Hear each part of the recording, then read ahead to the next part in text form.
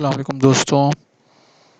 आज हम अपने introduction to web programming course के लेसन नंबर 4 को एक्सप्लोर करेंगे। और लेसन नंबर 4 जैसे कि आप जानते हैं, हमारा लेसन नंबर 4 है retrieving information from the database. कि हम जो है वो अपने डेटाबेस से या किसी भी डेटाबेस से जो कि हम एसएपी बैकएंड पे यूज़ कर रहा है, उससे हम अपनी रिक्वायर्ड इन्फॉर्मेशन कैसे रिट्रीव करते हैं, कैसे हम उसको एक्सेस करेंगे और कैसे उसको मैनिपुलेट करेंगे। ये सब चीज़ें, ये सब कमांड और ये सब काम जो है हम किस तरीके से वेब प्रोग्रामिंग में करेंगे, आज हम इसको एक्सप्लोर करेंगे।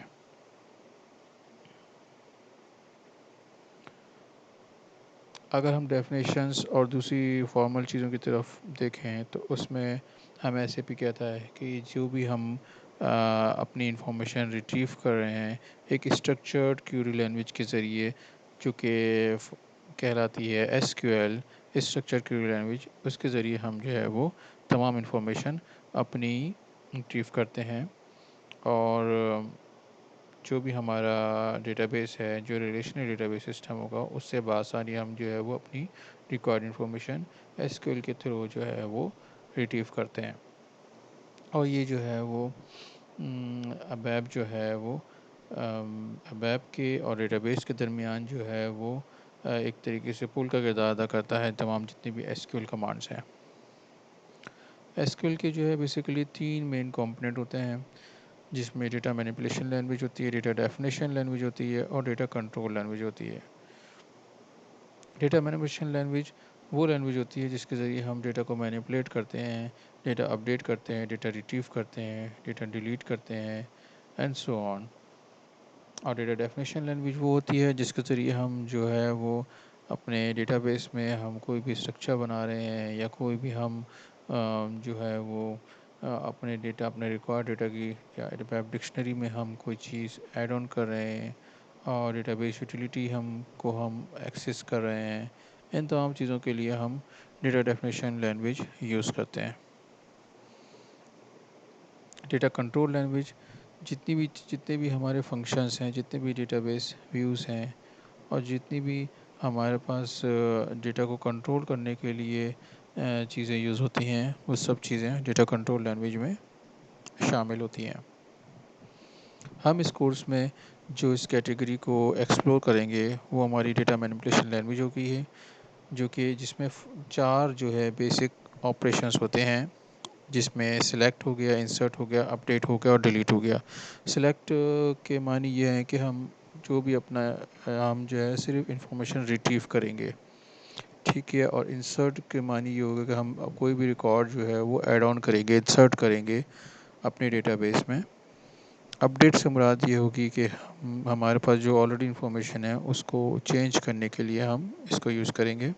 और डिलीट से मुराद ये हो कि हमें अगर कोई भी रिकॉर्ड, कोई पर्टिकुलर रिकॉर्ड या रिकॉर्ड्स, एक से ज़्यादा रिकॉर्ड्स डिलीट करने हों तो उसको हम डिलीट कमांड, डिलीट ऑपरेशन हम यूज़ करेंगे।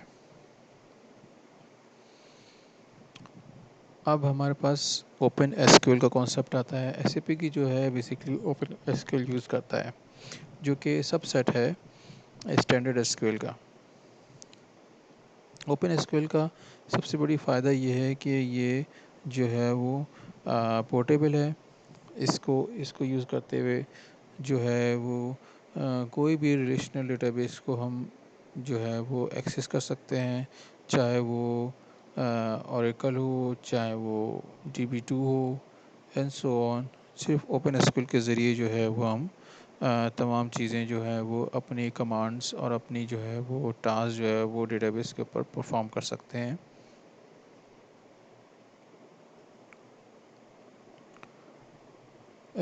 एसएपी जो है वो ओपन एसक्यूएल अपनी डेवलपमेंट के लिए यूज़ करता है और इसको जो है वो एसएपी एसक्यूएल भी कहा जाता है। ये जो है वो एक सबसेट है स्टैंडर्ड एसक्यूएल का, और इसमें जो है वो स्पेसिफिक सिंटेक्स होता है, सिंटेक्स थोड़ा सा चेंज होता है बनिस्बत जो है वो नॉर्मल एसक्यूएल के। इसमें थोड़ा सा सिंटेक्स चेंज होता है। जब भी हम जो है वो अपने R3 सिस्टम में जो है अपनी कमांड चलाते हैं, तो वो जो सिस्टम है हमारा एसएपी का सिस्टम जो है वो उसको जितनी भी कमांड्स है हमारी वो ओपन एसक्यूएल में जो है वो कन्वर्ट कर देता है, और उसके ज़रिए जो है वो फास्ट रिकवरी के ज़रिए वो डेटाबेस जो है वो डेटाबेस ऑपरेशंस आराम से हम इसको परफॉर्म करते हैं बैक एंड पे।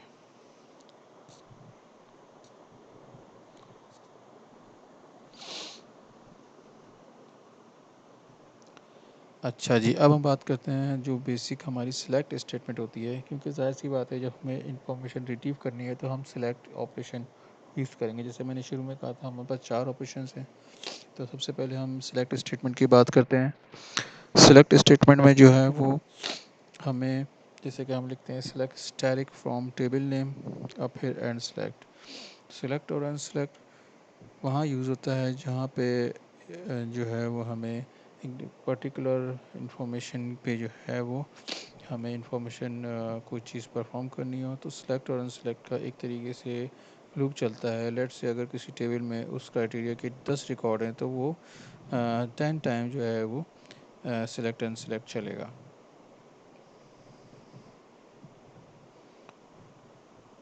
अब इसको डिटेल में देखते हैं कि जो है वो जितने भी वर्जन है एसक्यूएल के, सिलेक्ट स्टेटमेंट जो है वो उसको एसएपी से रिट्रीव इन्फॉर्मेशन करने के लिए यूज़ होती है। और नॉर्मल जो है वो सिलेक्ट स्टैटिक फ्रॉम, हम अगर टेबल नेम देते हैं तो ये सिलेक्ट स्टेटमेंट जितनी भी कॉलम है और जितनी भी रॉस हैं, मतलब कि उसमें जितनी भी इंफॉर्मेशन है वो सब के सब रिट्रीव करके लेकर आता है, और उसको एक वर्क एरिया में जो है वो जो टेबल स्टेटमेंट के ज़रिए जो हम क्रिएट किया होता है उसमें जो है वो वर्क एरिया में ला के रखता है। टेबल स्टेटमेंट जो है वो दो पर्पज़ के लिए यूज़ होता है। एक तो ये कि हम अपना डिक्शनरी टेबल जो है वो क्रिएट करते हैं, जिसके ज़रिए जो जो भी हमारा डिक्शनरी टेबल है उसको हम एक्सेस करने के लिए यूज़ करते हैं।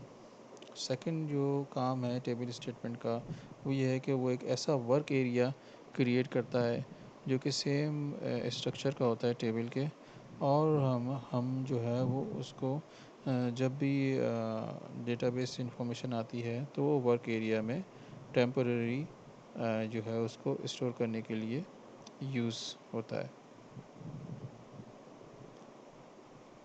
अच्छा, ओपन एसक्यूएल स्टेटमेंट जो है वो ऑटोमेटिकली जितने भी रिकॉर्ड हैं वो डेटाबेस के वो वर्क एरिया में प्रिजर्व करता है, जब तक कि जो है वो वर्क एरिया को क्लियर नहीं किया जाता। वो वर्क एरिया में ही वो जितनी भी हमारी इंफॉर्मेशन है डेटाबेस की, डेटाबेस टेबल की, वो वर्क एरिया में ही रहती है।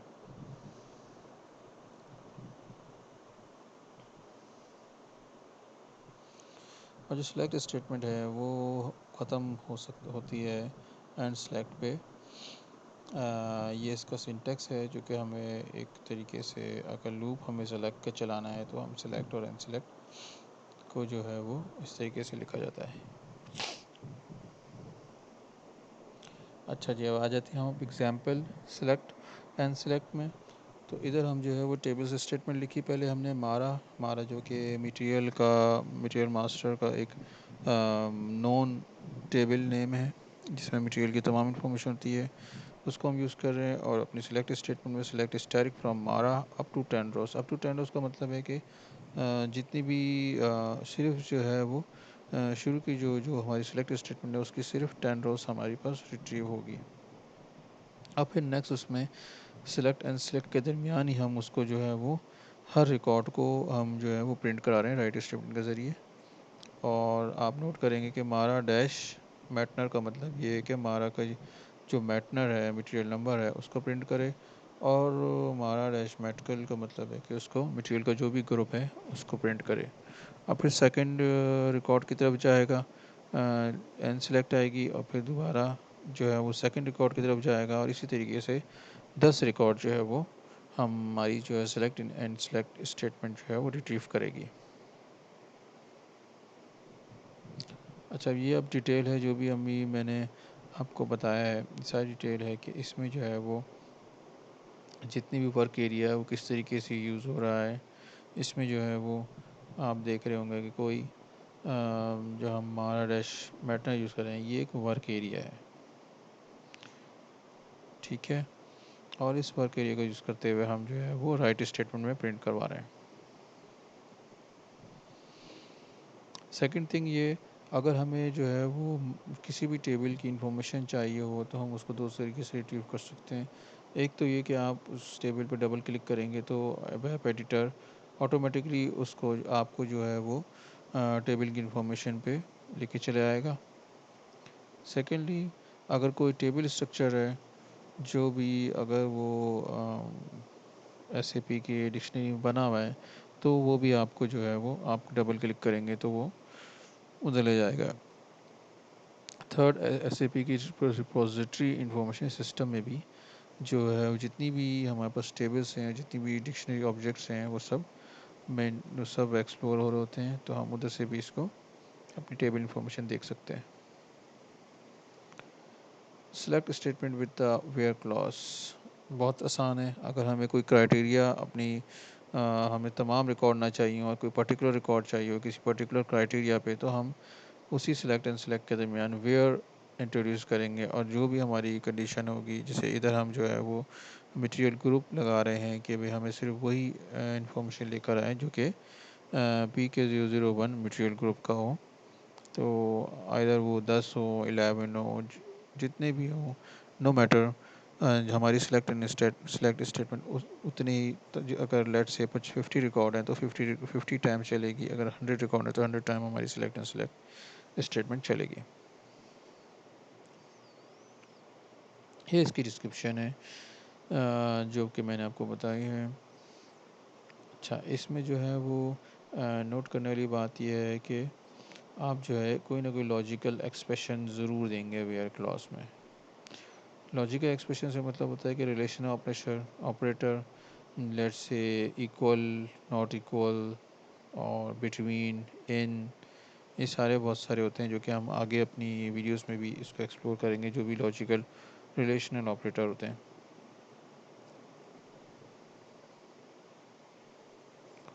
रिलेशनल ऑपरेटर में आप कोई लिटरल भी यूज़ कर सकते हैं, कोई वेरिएबल भी यूज़ कर सकते हैं। किसी को मतलब अगर आप कोई हार्ड कोडेड वैल्यू नहीं करना चाह रहे को आप लिटरल यूज़ कर लें।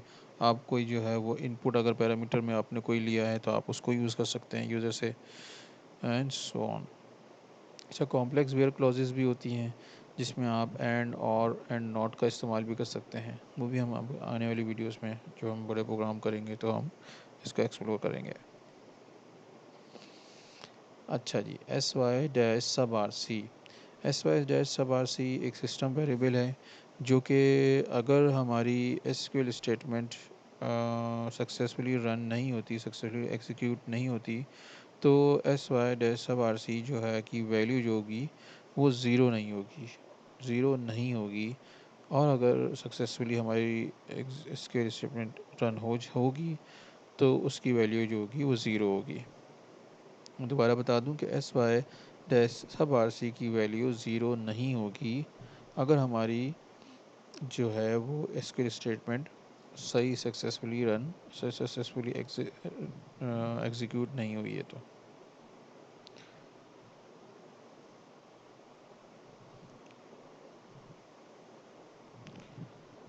अगर कोई नॉन ज़ीरो वैल्यू आ रही हो या एक से ज़्यादा आ रही हो तो सब एस वाई सब आर सी की वैल्यू जो होती है वो 4 होती है। अगर हमारी क्यूरी सक्सेसफुली एग्जीक्यूट हो जाए तो एस वाई सब आर सी की वैल्यू 0 होती है। ये एक अच्छी प्रोग्रामिंग प्रैक्टिस है। एस वाई सब आर सी का बहुत बड़ा रोल होता है। कोई भी सिलेक्ट जितनी भी हम क्यूरी इंफॉर्मेशन अपने रिट्रीव कर होते हैं, एस वाई सब आर सी से हम उसको पहले चेक कर लेते हैं कि आया हमारे पास जो है वो एग्जीक्यूट जो की फर्स्ट क्यूरी है। अगर हमारे दो टेबल लेट से दो से टेबल कंपेयर करना है तो अगर हम फर्स्ट टेबल पे क्यूरी चलाएं और उसमें अगर इन्फॉर्मेशन हो तो फिर सेकंड टेबल की तरफ जाएंगे। लेट्स से अगर ये सिनेरियो है तो एस वाई सब आर सी के ज़रिए हम पहले फर्स्ट एक क्यूरी के रिज़ल्ट को एनालाइज कर लेंगे। अगर वो सक्सेसफुली एग्जीक्यूट होगी तो फिर हम अपनी सेकंड क्यूरी एग्जीक्यूट करेंगे, वरना फिर नहीं करेंगे।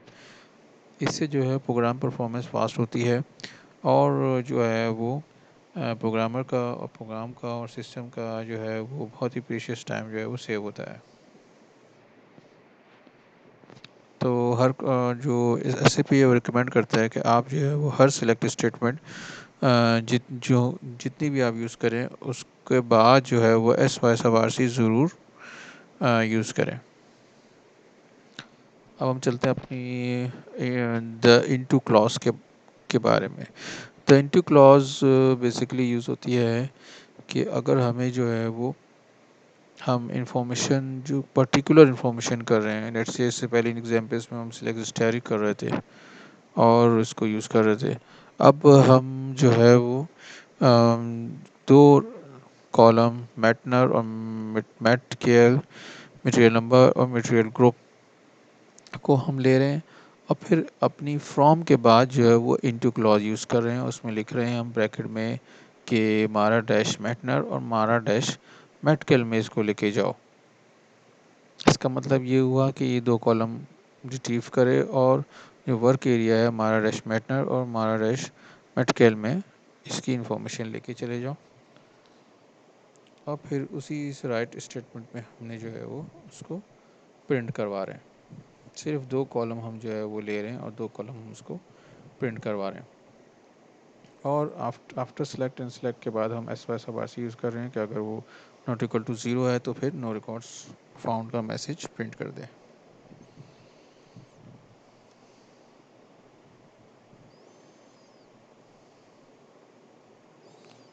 अच्छा, ये पॉइंट नोट करने वाली बात है कि जो भी हम सिलेक्ट स्टेटमेंट रख रहे हैं तो हर कॉलम के बाद कोई कॉमा नहीं आएगा, जबकि इनटू में जो है वो पैरेंथेसिस भी आएंगे और कॉमास भी आएंगे।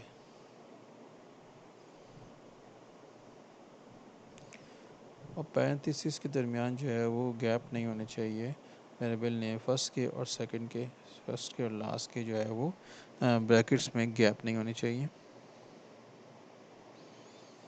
अच्छा, इनटू क्लॉज का सबसे बड़ा फ़ायदा है कि इसकी परफॉर्मेंस, इससे जो क्यूरी की परफॉर्मेंस है वो बहुत ज़्यादा फास्ट हो जाती है। और हमारी जो अगर हमारी ज़ाहिर सी बात है कि अगर हमारी क्यूरी की परफॉर्मेंस फास्ट होगी तो हमारे प्रोग्राम की जो ओवरऑल प्रोग्राम है, जो कि कई नॉर्मली 1000 लाइंस पे भी मुश्तमिल हो जाता है, तो हम इस तो हम हमारी जो इस पूरी प्रोग्राम की परफॉर्मेंस है वो ड्रास्टिकली जो है वो बहुत ज़मीन आसमान का फ़र्क हो जाता है अगर हम इनटू क्लॉज यूज़ करें तो।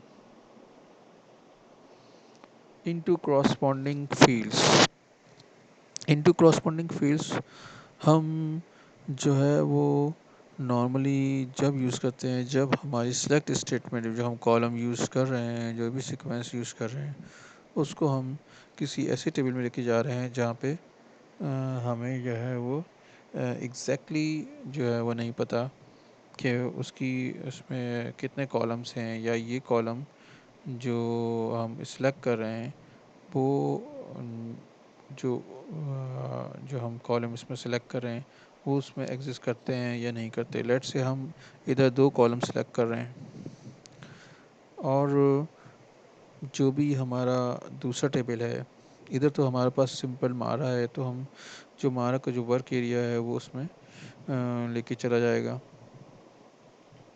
हम इधर जो है वो दो जो है वो कॉलम हम इधर मेंशन नहीं कर रहे, बल्कि हम इनटू क्रॉसपॉन्डिंग फील्ड्स कर रहे हैं। मीन कि हमें अलग अलग जो है वो टेबल के या कॉलम के नाम लिखने नहीं पड़ रहे, बल्कि हम सिर्फ इनटू क्रॉसपॉन्डिंग फील्ड्स लिख दे रहे हैं। तो उससे हमारा टाइम सेव हो रहा है और जो है वो हमें हर कॉलम का नाम कॉमे के साथ जो है वो लिखना नहीं पड़ रहा।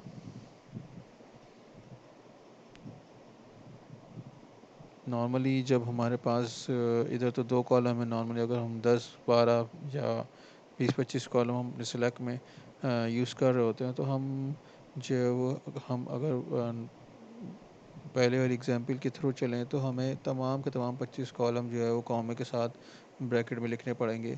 जबकि अगर हम into corresponding fields of use करेंगे तो हमें कुछ भी नहीं लिखना, सिर्फ और सिर्फ जो है वो स्ट्रक्चर या फिर वर्क एरिया का नाम लिख देंगे तो उसमें हमारी तमाम इंफॉर्मेशन ऑटोमेटिकली चली जाएगी और उसको हम बआसानी फिर उसको यूज़ कर लेंगे।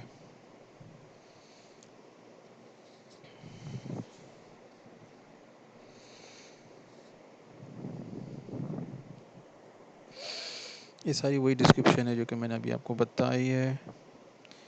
अच्छा जी, आज के लिए इस लेसन नंबर 4 को अगर हम समराइज़ करें तो हमने जो है वो इंटू क्लॉज देखा, इंटू करस्पॉन्डिंग फील्ड्स देखी, हमने वेयर क्लॉज देखा, हमने सेलेक्ट, हम जो है वो कैसे हम डेटाबेस से अपनी क्यूरी कैसे लगाएंगे, या सेलेक्ट एंड सेलेक्ट को किस तरीके से यूज़ करेंगे, इस सब को हमने आज एक्सप्लोर किया है।